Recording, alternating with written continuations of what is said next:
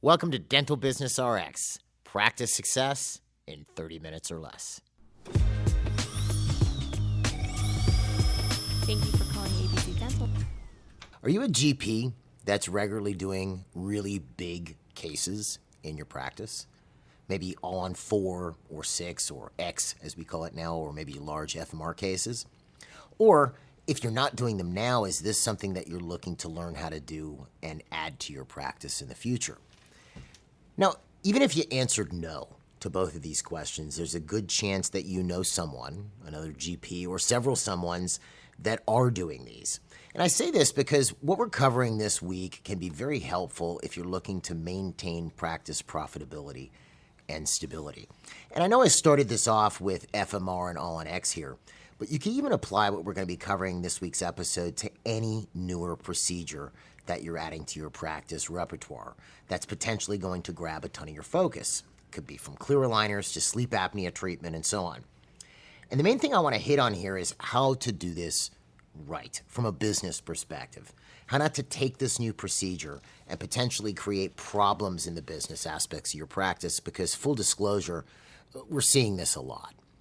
And what got me going on this episode specifically was a combination of, what I've personally observed and a discussion I had recently with our Vice President for Expansion, Jeff Santone. Now, many of you may know Jeff. He's been on the podcast before. He's also on our YouTube channel quite a bit, doing a number of tips. He also has a really excellent first name. Okay. Anyway, he's also in charge, or he's in charge of our company PR. Crack myself up too much there. He's in charge of our company PR and new client acquisition. And he was also, before he actually started working here at MGE, he was a MGE Power client that owned and ran a madly successful oral surgery practice with his wife in Washington, D.C. So he knows both sides of the game here. Anyway, as you imagine, being in charge of new client acquisition, Jeff speaks with a lot of doctors, prospective clients, and more recently, he's seen an alarming trend, especially with offices that are doing full arch cases. And I'll be bringing him on here in a minute, and I'll let him explain it. But funny enough, what he's seeing sort of adds an exclamation point to what we've been saying for quite a while. Not that we're flexing here, but it's true. So that's what we're doing for this week's episode. We're going to look at how to ensure that adding big cases or procedures to your practice don't wreck it. We're going to look at what people are doing wrong and how to do it right so it works out to enhance your long-term stability and profitability. As always, I'm Jeff Bloomberg, and I'm your host, and we've got Jeff. Jeff, you're all set up over there? I'm all set up. Can Perfect. You hear me? I mean, I know he's set up because I'm looking at him. He's 6 feet away from me here. Well, welcome to the show. Good to have you back. It's good to be back. All right, did your intro. I love it. All right, so let's take a look at this. Explain what you're seeing, because I thought that was this intriguing thing, and it's funny. It's sort of like a natural progression you kind of expect, but it's not good. No, it isn't. We've been seeing lately, we've heard it more, is this entry into big case. Okay. Which in and of itself is That's cool. Yeah, it's really cool. But we're finding that it starts to dominate the practice, and like from a revenue perspective. Yeah, from a revenue perspective. And then we have a month where it doesn't go well, and all of a sudden they're scrambling.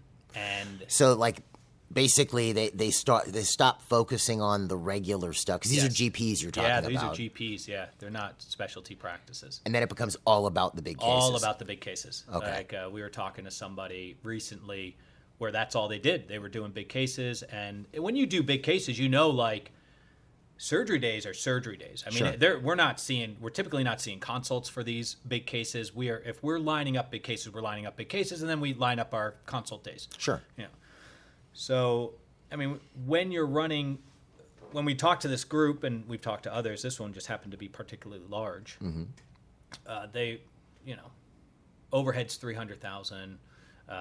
They've got revenue typically around $600,000 to $700,000, and it's all big case. Wow. Okay. Then they have a month where everything dropped by 50%.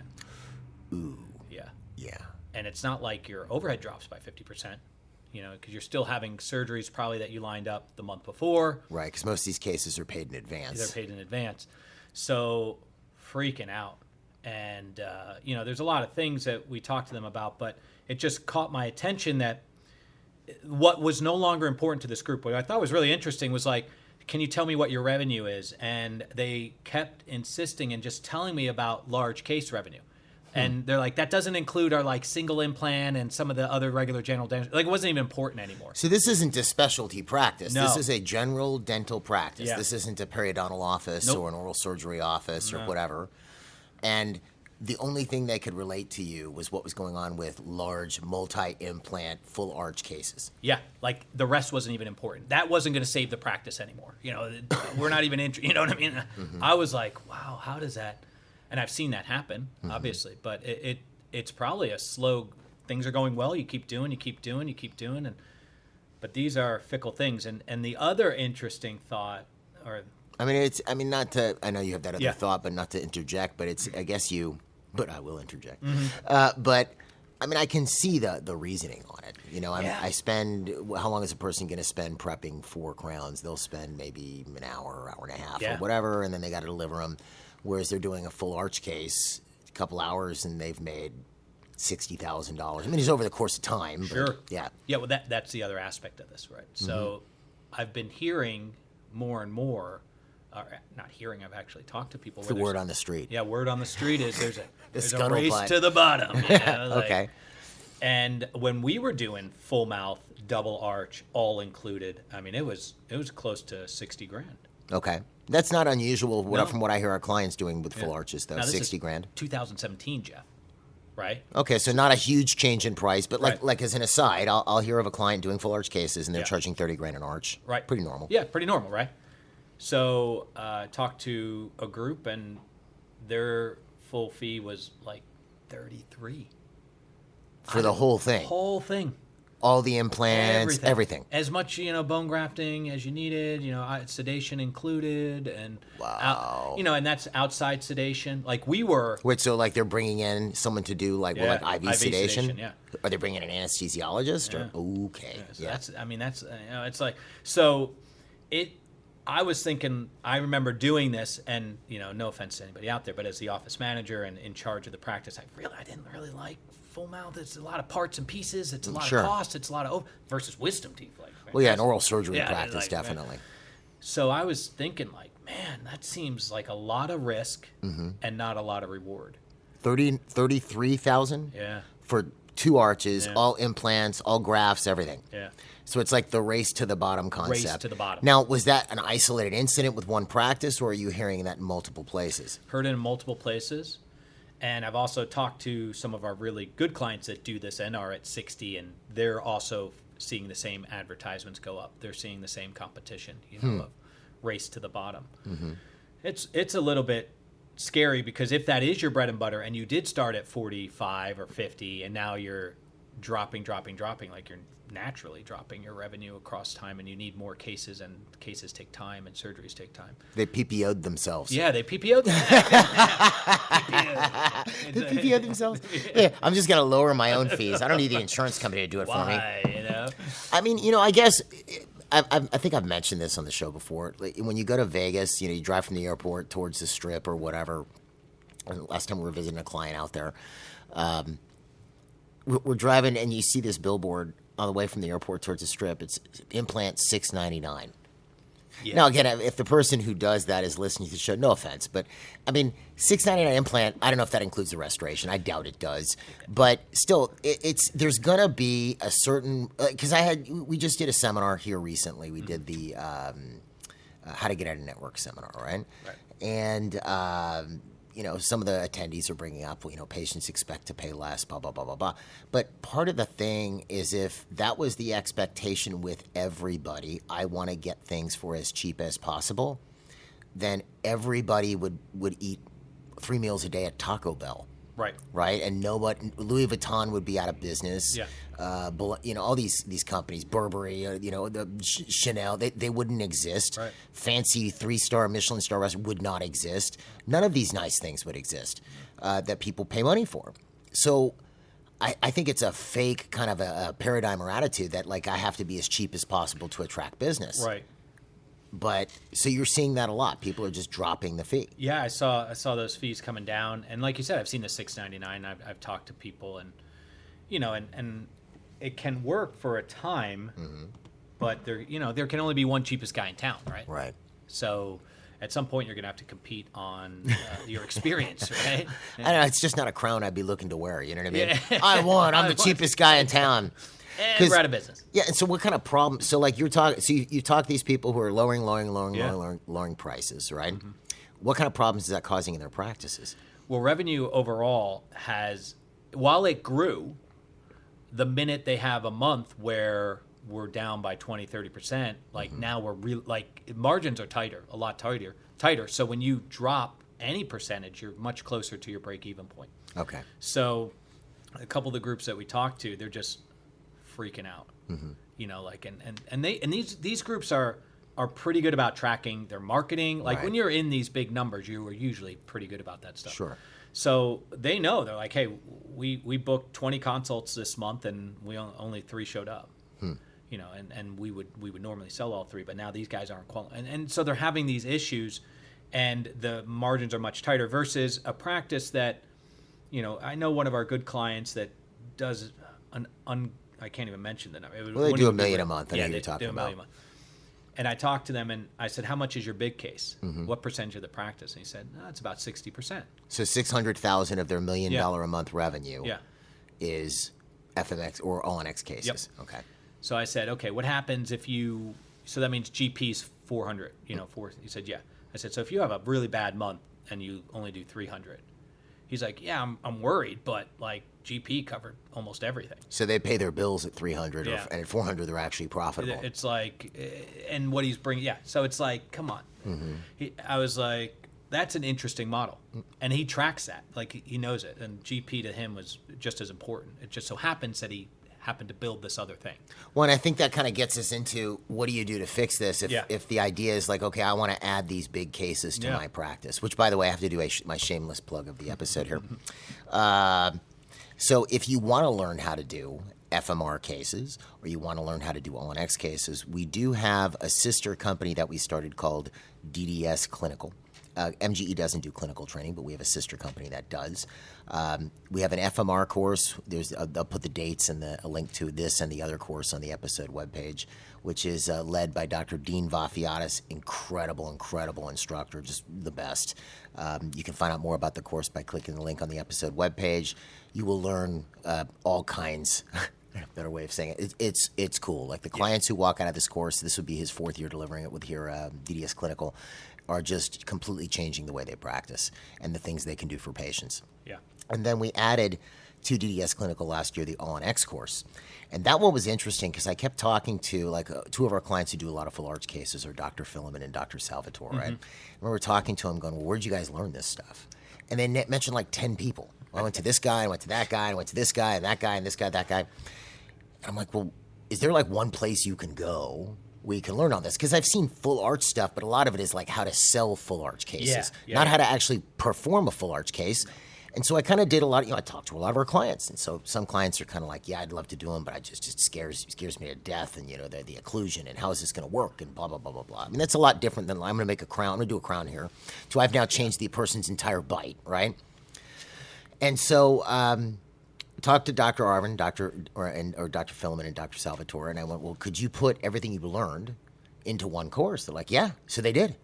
And it was amazing. Obviously, you have to be able to place an implant before you come. Right. And so they put this course together they did last year. It was intense, and there's no other course like this. Like, you actually do it on models, and you deliver the case. You saw that, right? I you popped in. I thought it was, I was like, wow. Yeah, they had the 3D awesome. printers there and the whole thing. It was amazing. So you deliver the temp case, Yeah. and you feel confident about your ability to do it. So anyway, if you want to learn how to do ONX and FMR, definitely check out the link on the episode webpage. Check out those courses. The 26 schedule is at that link.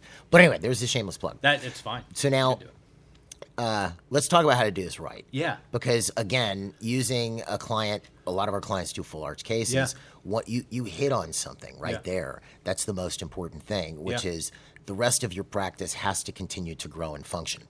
Yeah, and be like, if we were to line up our clients that do this, that what they got really good at is bread and butter dentistry. Like, Right. I don't mean good clinically. I mean like they were at 80% case acceptance. Right. I mean these guys, and then kind of like nature just took its course at that point. They liked it. Then they were doing single implants, and then they're like, oh, what about the? And they're They know how to get case acceptance.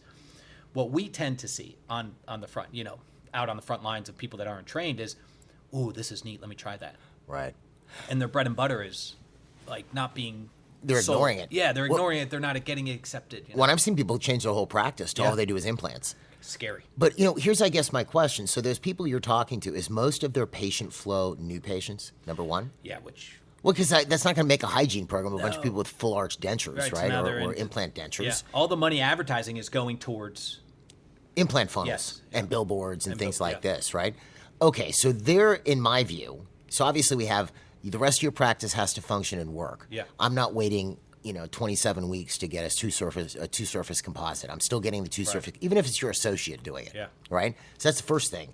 But the second thing is, and this is what I always found silly, is a general practice. If you do it right, hygiene should naturally grow over time. Yeah. I brought this example up numerous times where if you get 25 new patients a month from day one, and you get that forever, never more, never less, for 10 years straight, Yeah. which that's a low number of new patients. It really is. If you lose 20% of those patients initially, which is normal, and you lose 4% a year afterwards, which is, again, pretty normal, a decent churn, by year 10, you should have 10 days of recall hygiene. And that's an amazing practice. Yeah. That's a $2 million office. Well, but also if you're doing scalings, or you have a soft tissue management program and you're running new Right. patients through hygiene, you should end up with 3 full-time hygienists. Easy. But then what people miss is if I have this general practice that's running and there's all this flow, I can get a lot of my full arch cases out of my patient base. That's right. They're there. I mean, as a referral doctor, that's where we got ours from other doctors' patient bases. Yeah. And no one's coming in. No one. I mean, some people would, but the best patients always came from an existing dentist. And if I'm that existing dentist, even better. Yeah, I mean, I would still do implant funnels Yeah. and stuff if Yeah, I did sure. this, but I wouldn't make it my bread and butter. I would market my normal stuff, and if I have enough traffic coming in, you know what's kind of silly too? Yeah. We had a new client, I remember this years ago, and it's probably happened to other people, but they were super pissed off because they found out a patient of theirs, like the patient had come in for a cleaning and they'd done a couple fillings. Patient left. Next time they came in for their next recall appointment, they had Invisalign. Right. They saw little buds on their teeth. They're like, We could have. when did you get Invisalign? Oh, I went to this other doctor and got Invisalign. It's like, we do Invisalign. Oh, I had no idea you did Invisalign. Right? Can't sell anything to anybody, Yeah, They're well, upset. right. So your patients may not even know Right. that you do this stuff, Yeah. right? Unless you actually tell them. Because again, marketing should be for your patient base too. So if I had a huge flow of patients and I have 4 full-time hygienists, maybe an associate or 2, right? And I have a ton of new patients and I'm doing my implant funnels, I would want to make sure the people in the practice Knew about it. knew that I did full arch cases because maybe I'm not doing it for them. If I'm doing a good job, they won't need a full arch Right, case. right. But their mom might, Right. or their friend or somebody right. says, yeah. Yeah, word of mouth, advertising, and that's the other thing. A couple of these, man. I mean, you talk about a practice doing 700,000, and I remember looking at their social media, and I was like, they only have 7 reviews in a year on their Google listing, and I'm like, if you're gonna push big cases, like you have to be everywhere. Right. That you're amazing. Look at the results. Look at how it Videos. changed my life, and it is. I love what I really liked. Like, don't get me wrong.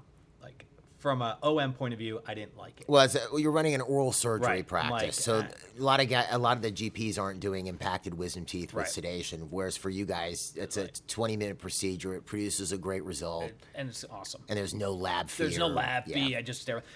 But what I really loved about the full mouth was like the life change for that person. Yeah. And it was amazing. Like Yeah. you talk about enhancing somebody or giving them confidence or so. So it is awesome. Like I get that, but there's also a huge risk that comes with Sure. all of. I remember in oral surgery, I used to ask Virginia. I said, "How come you don't do orthodontic?" Mm-hmm. She's like, "Oh, I love it." I was like, "Why don't you do it?" She's like, "Because Blue Cross Blue Shield pays $3,500 per mandible, mandible maxilla." I was like, "Wait, what? $7,000 to move somebody's like face?" She's like, "Yes." So I don't do it anymore. I was like, "Okay, great." So it makes sense. Sure. It's risky, but it is interesting. Like you said, I would much prefer some of these offices just get really good at what they're doing and naturally move into it. If you talk to all our 6, that's what they learned. Well, to do that's the first. way, and this is sort of like how to do it right. Yeah. Is like on the first thing. First thing is you want to make sure your practice base is successful. Yes. You got a good hygiene program. Your case acceptance is good. The organizational side of sales is good. I'm not going to interfere or poke my nose in what someone's doing clinically. I'm not a doctor, and even if I Sure. was, I'm not licensed in their state and Yeah. overseeing their office, right? I'm expecting they know what they're doing. So they're doing good dentistry, they got good customer service. They go, okay, I want to add this service. Like, let's just start with a simple one. I want to start placing implants. Sure. Okay, cool. You go to learn how to place it, but then that should go on top of what you're already doing. Because you're placing implants now, it does not mean that you should then stop everything you were doing before. Right. So now, really placing implants, doing clear aligners, any of these newer type well, they're not newer, but additional maybe for Yes. you type procedures should not become the focus of the practice. You have to keep doing what made the practice successful. That's right. So then if you add, okay, I'm going to add an all-on-X cases, or I'm going to start doing big FMR cases, cool. And I think you hit on it perfectly. One of the key teachings we give clients is, okay, you have to be profitable without that stuff. Right. That should be kind of gravy. Yeah. That's like the bonus. That's the icing on the cake. Yeah. If that becomes your whole life, Jeff just explained to you what it looks like. We had it happen. I don't remember. I'm not sure if you remember. I'm sure I told you about it. Like, we got big case. We were going big case, and I remember the summer of like 2015, and all of a sudden I was like, I had a terrible month, and I was like, what? I was like, because we didn't have enough arches. Sure. And oral surgery had just fallen to the wayside. Because you stopped focusing on Yeah, it. and I was like, This is when oh you were my, a client. Yeah, when I was a client, I was like, oh my god. So then that changed the way I would track case presentation and case acceptance numbers and counts and things, because when you're presenting a total of, I don't know, $400,000 and you're going to do 300 of it, and most of it's big case. Well, what happened to the other 100? Those are 20 cases that didn't go. Right. And all of a sudden, I had 6 cases accepted, 7 cases accepted, and the other 20 not. So I really wasn't doing all that well case acceptance wise. Right. So but MG teaches us. I remember sitting down with like Sabri or Mike, or so they're like, "What are you doing?" And then it was immediately obvious, And I was You like, went back to basic and fixed went back it. to basic. Yeah. So you're doing full arches, but you're also doing That's right. wisdom teeth. And in their case, for a GP office, they're doing whatever they normally do. Like, right. look, if you hate doing endo, refer it out. Yeah.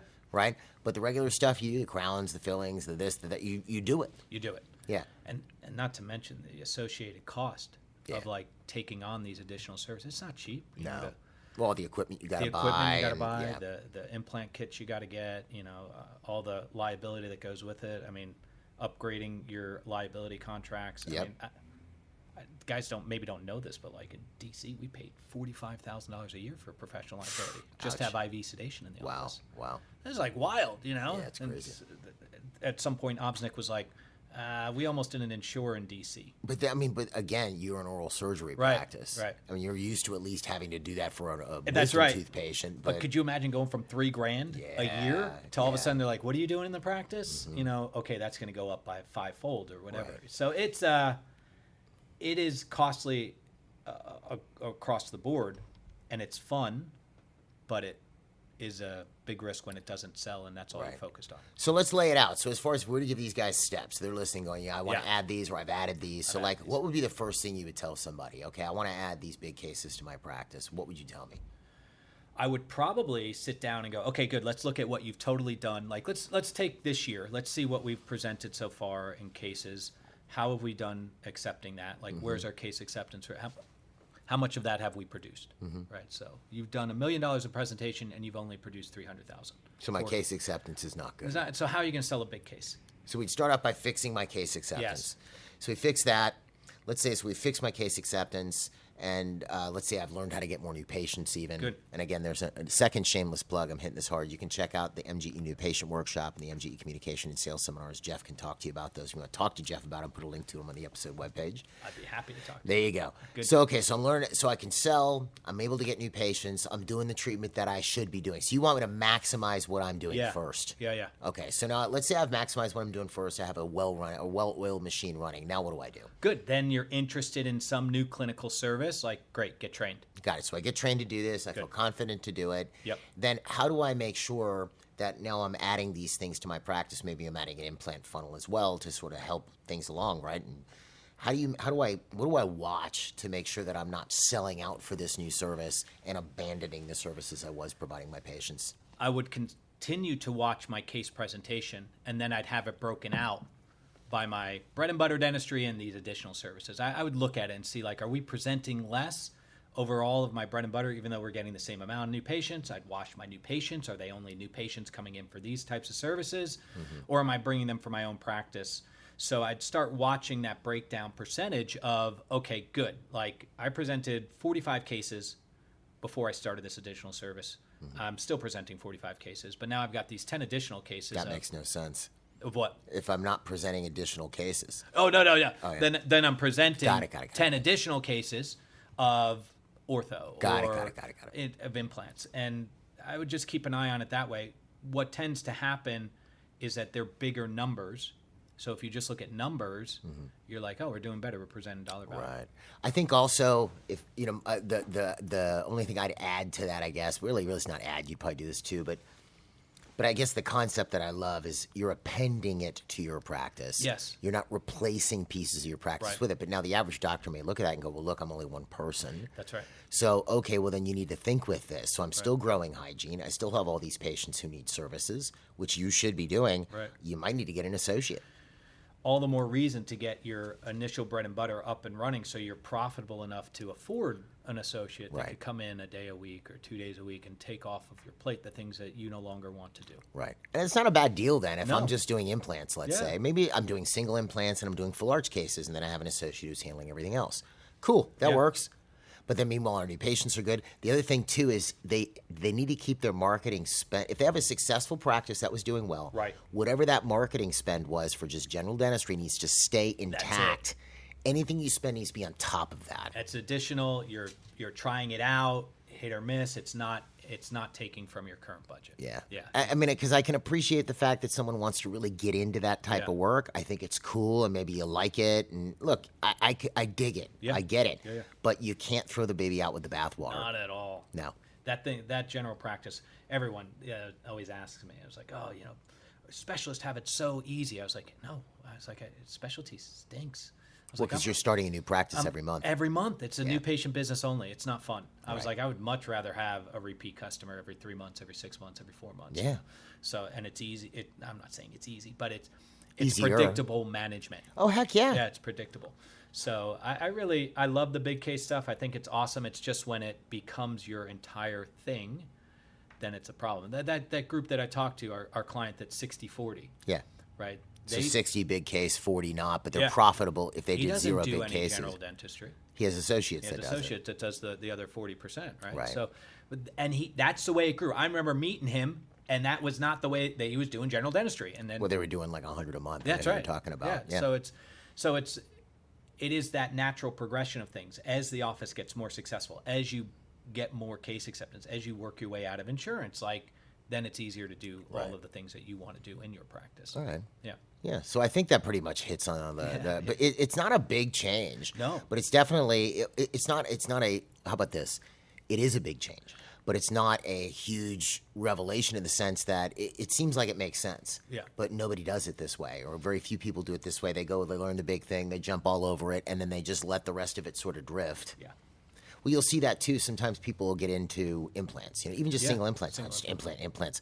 Then I'm their patient and I need a 2-surface composite. I'm waiting 6 weeks. Right. No, man, you can't do that. Yeah. And then we're referring out. Maybe they used to do molar endo before. Now they're referring it out. Right. Right, because they want to focus on implants. And now their lab bill as a percentage goes up because their hygiene department is Right. also starting to drift into nothing. Yeah. Because nobody's paying attention to that because implants.